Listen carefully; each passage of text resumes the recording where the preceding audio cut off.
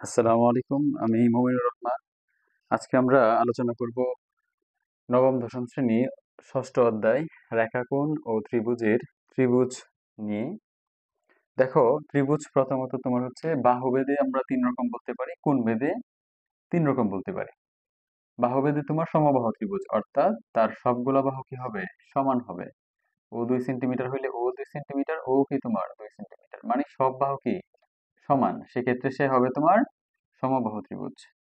সমদ্বিবাহু ত্রিভুজের কথা যদি আমরা বলি, তাহলে সমদ্বিবাহু মানে হচ্ছে তোমার তার দুইটা বাহু সমান থাকবে, একটা বাহু অসমান থাকবে। যেমন এখানে এবিসি ত্রিভুজ বললে আমরা এটা ধরো 3 সেন্টিমিটার, কিন্তু এটাও 5 সেন্টিমিটার, তারপর এটাও কি তোমার 5 সেন্টিমিটার। এই যে দেখো, দুইটা বাহু কি তোমার সমান এবং একটা অসমান, সেক্ষেত্রে এটা হচ্ছে সমদ্বিবাহু ত্রিভুজ। বিষমবাহু ত্রিভুজ বলতে আমরা বুঝি যার কোনো বাহুর মান কি নয়, সমান নয়। ধরো তোমার হচ্ছে ওর মান হচ্ছে 3 সেন্টিমিটার, ও হচ্ছে 4 সেন্টিমিটার, এবং ও হচ্ছে তোমার মনে করো তোমার 4.3 সেন্টিমিটার। এখানে এই ত্রিভুজের ক্ষেত্রে কোনো বাহুর মান কিন্তু কি নয়, সমান নয়, সেক্ষেত্রে এটা বিষমবাহু ত্রিভুজ। আমরা সমকোণী ত্রিভুজের কথা যদি বলি, এবং দেখো এখানে কোণ বেধেও কিন্তু ত্রিভুজ কিরকম তোমার তিন রকমের। সমকোণীর কথা যদি বলি, তাইলে একটা কোণ তোমার কি হবে? সমকোণ হবে। এরকম ত্রিভুজকে আমরা কি বলবো? সমকোণী ত্রিভুজ। সূক্ষ্মকোণ মানে হচ্ছে তোমার একটা কোণ কি হবে তোমার? সূক্ষ্মকোণ হবে। অপর কোণগুলো যাই হোক, একটা কোণ যদি 90 থেকে ছোট হয়, ওই ক্ষেত্রে এই কোণের সাপেক্ষে আমরা এটাকে সূক্ষ্মকোণ বলতে পারি। স্থূলকোণের কথা যদি তুমি বলো, তাহলে সেটা হচ্ছে একটা কোণ তোমার কি হবে? স্থূলকোণ হবে। অর্থাৎ এখানে তুমি দেখো, এই যে এবিসি ত্রিভুজের এই যে এবিসি যে কোণটা, এই কোণটা কিন্তু তোমার 90 থেকে বড় এবং 180 থেকে ছোট, সেক্ষেত্রে সেটা স্থূলকোণ, এবং ও হচ্ছে তোমার স্থূলকোণী ত্রিভুজ। আমরা কিন্তু কোণটা কিভাবে বলি বলো? এই যে এ তোমার এখানে, তারপর বি, তারপর সি, মানে এখানে বি কিন্তু মধ্যে রাখতে হয়, হ্যাঁ। আচ্ছা, এগুলা আলোচনা করার পর আমরা যাব হচ্ছে তোমার, দেখো এখানে ত্রিভুজের কোণ নিয়ে। দেখো, আমরা জানি ত্রিভুজের কোণ কয়টা হয় বলো? ত্রিভুজে তিনটা কোণ হয়। এই যে এখানে যদি আমরা বলি, তাহলে একটা হচ্ছে তোমার এ কোণ, এখানে বি কোণ এবং সি কোণ। তো এই কোণটাকে লিখলে কিন্তু তোমার কি বলতে হবে? বি এ সি, এরকম বলতে হবে। তার কারণ হচ্ছে এখানে এই কোণটা হচ্ছে কি নিয়ে বলো? বি থেকে এ বিন্দুতে গেছে, পরে এ থেকে আবার সি তে আসছে। এই জন্য এটা অবশ্যই মধ্যে, বি শুরুতে এবং সি শেষে, অথবা কেউ ইচ্ছা করলে সি শুরুতে বি শেষে, এটাও বলতে পারো। অপর একটা কোণ, এটা হচ্ছে এবিসি, এবং এটা হচ্ছে তোমার কি এসিবি, এরকম। এখন এখানে দেখো, ত্রিভুজের অন্তস্থ কোণ এবং বহিস্থ কোণ। অন্তস্থ কোণ বলতে আমরা কি বুঝি? অন্তস্থ মানে হচ্ছে ভিতরের কোণ। তাহলে দেখো এখানে এই যে ভিতরে যে আমরা 1 2 3 দেখলাম, এই তিনটাই হচ্ছে কি তোমার অন্তস্থ কোণ।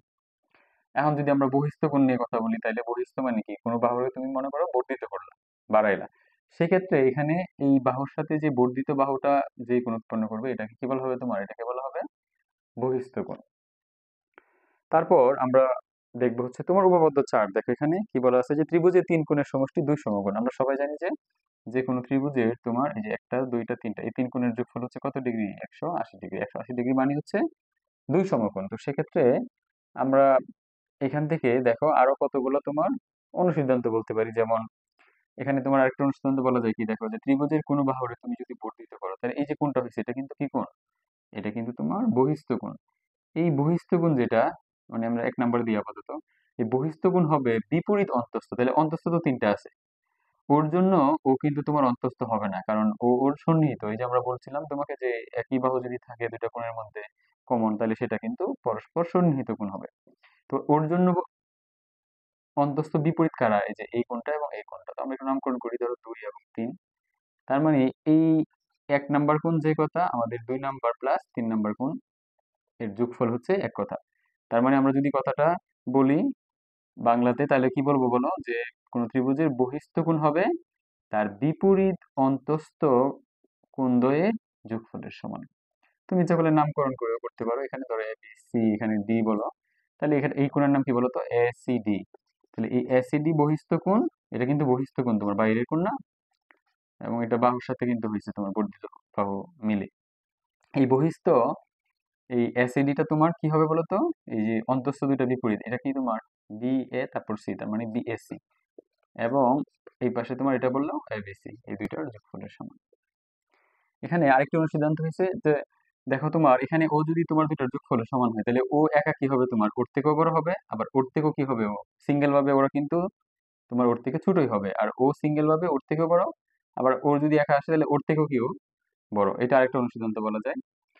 আমাদের এখানে আরেকটি অনুসিদ্ধান্ত আছে, সেটা হচ্ছে তোমার যে যদি আমরা সমকোণী ত্রিভুজের কথা বলি, কি বলি, সমকোণী ত্রিভুজের কথা বলি, তাইলে এখানে দেখো একটা কোণ তো 90 না, তাইলে অপর দুইটা কোণের যোগফল কি হবে, 90 তো হবে, কারণ যেহেতু ত্রিভুজের তিন কোণের যোগফল হচ্ছে কত, তোমার এই যে দুই সমকোণ বা 180 ডিগ্রি।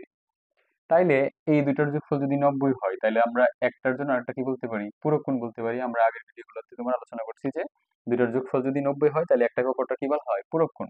এখন আমি যদি নাম করি, দেখো এবিসি নামকরণ করলাম, তাহলে এই কোণটার নাম হচ্ছে তোমার বিএসি।